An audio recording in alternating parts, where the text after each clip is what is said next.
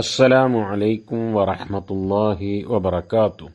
അൽഹംദുലില്ലാഹ് അസ്സലാത്തു വസ്സലാമു അലാ റസൂലില്ലാഹ് വഅലാ ആലിഹി വസഹ്ബിഹി അജ്മഈൻ വബഅദ്. പ്രിയമുള്ള ശ്രോതാക്കളെ, സ്വന്തത്തെ മറന്ന് കുടുംബത്തിനു വേണ്ടി ജീവിക്കുന്ന ധാരാളം ആളുകളുണ്ട്.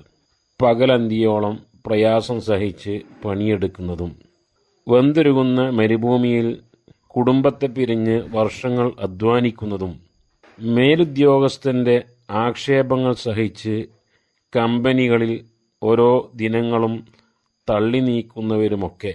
എന്തിനാണ് നിങ്ങൾ ഇത്തരം പ്രയാസങ്ങൾ സഹിക്കുന്നത് എന്ന് ചോദിക്കുമ്പോൾ പലർക്കും പറയാനുള്ളത്, നമ്മളേതായാലും കഷ്ടപ്പെട്ടു, മക്കളും ഭാര്യയും കുടുംബവും പ്രയാസപ്പെടരുത്. ഇതാണ് അവരുടെ മറുപടി.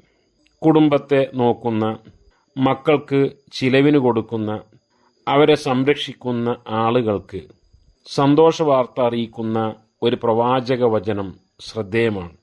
നബി സല്ലല്ലാഹു അലൈഹി വസല്ലം പറഞ്ഞു, മൻ അൻഫഖ നഫഖതൻ അലാ അഹ്ലി വഹുവ യഹ്തസിബുഹാ കാനത് ലഹു സദഖ.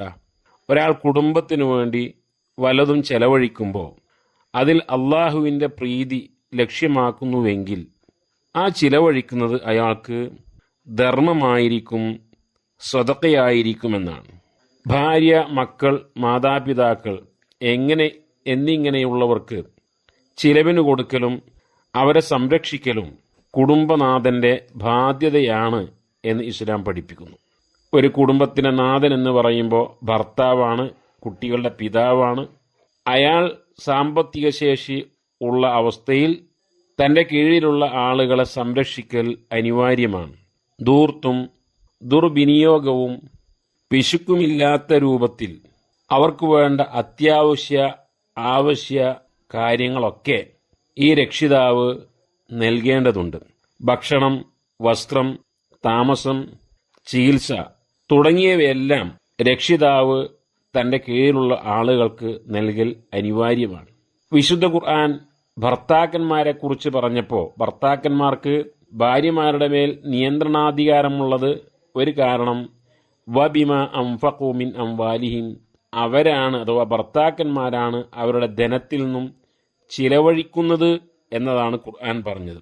ലിയുൻഫിഖു ദു സഅത്തിൻ മിൻ സഅതി, സാമ്പത്തിക ശേഷിയുള്ള ആളുകൾ അങ്ങനെ ചെലവഴിക്കട്ടെ, ഞെരുക്കമുള്ള ആളുകൾ അവൻ്റെ കഴിവനുസരിച്ച് ചെലവഴിക്കട്ടെ എന്ന് ഖുർആൻ പറയുന്നുണ്ട്. കുഞ്ഞുങ്ങൾക്ക് മുലയൂട്ടാൻ മറ്റുള്ളവരെ ഏർപ്പെടുത്തുകയാണ് എങ്കിൽ കുട്ടിയുടെ പിതാവ് അതിനുള്ള ധനം നൽകേണ്ടതുണ്ട് എന്ന് ഇസ്ലാം പഠിപ്പിക്കുന്നുണ്ട്. ഇതൊന്നും ശ്രദ്ധിക്കാതെ അവനവൻ്റെ കാര്യം മാത്രം ശ്രദ്ധിക്കുകയും തനിക്ക് ഇഷ്ടമുള്ള ഭക്ഷണം ഇഷ്ടമുള്ള സ്ഥലത്തുനിന്ന് കഴിച്ച് കുട്ടികളുടെ കാര്യം ശ്രദ്ധിക്കാതിരിക്കുകയും ചെയ്യുക എന്നത് പാപമായി തന്നെയാണ് ഇസ്ലാം പഠിപ്പിക്കുന്നത്. റസൂലുള്ളാഹി പറഞ്ഞു, കഫാ ബിൽ മർഇ ഇസ്മൻ അൻ യുദിഅ മൻ യഖൂത്. താൻ ചിലവിന് കൊടുക്കേണ്ട, ഭക്ഷണം നൽകേണ്ട ആളുകൾക്ക് അത് കൊടുക്കാതെ അവരുടെ കാര്യം പാഴാക്കുന്ന ആളുകൾ അത് അവർക്ക് പാപമായി മതിയാകുന്നതാണ് എന്നാണ്.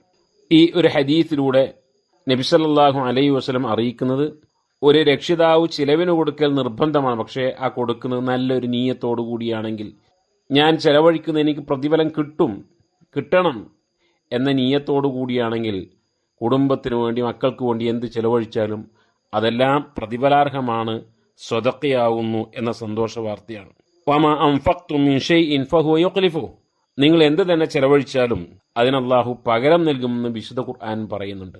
അതുകൊണ്ട് സന്തോഷത്തോടുകൂടി, നല്ല നീയത്തോടുകൂടി മക്കൾക്ക് വേണ്ടി, ഭാര്യമാർക്ക് വേണ്ടി ചെലവഴിക്കുക. അല്ലാഹു അനുഗ്രഹിക്കുമാറാട്ടെ. അസ്സലാമു അലൈക്കും വറഹ്മത്തുള്ളാഹി വബറകാതുഹു. വിസ്ഡം ഇസ്ലാമിക് ഓർഗനൈസേഷൻ അവതരിപ്പിക്കുന്ന നേർവഴി എല്ലാ ദിവസവും ഏതാനും മിനിറ്റുകൾ സാമൂഹിക, വൈയക്തിക, കുടുംബരംഗങ്ങളെ വിശകലന വിധേയമാക്കുന്നു. അറിയുക, അറിയിക്കുക. നേർവഴി. Peace Radio. Tune to reality.